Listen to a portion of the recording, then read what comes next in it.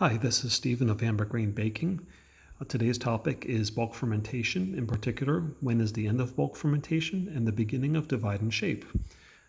We're going to shake the bowl a little bit, and you'll notice how the dough jiggles. That's a good sign. You'll also notice that there are some larger carbon dioxide bubbles forming at the top, at the surface of the dough. And also, when you touch the surface of the dough, it's not sticky. It doesn't stick to the fingers.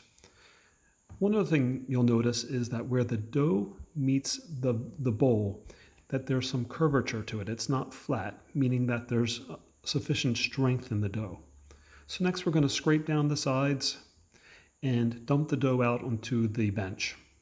What we're looking for here is a webbing or a left behind by fermentation.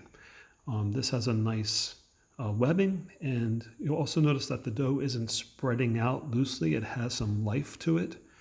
And the final test we can do is a float test, just like you would with your sourdough before incorporating it into your final dough mix.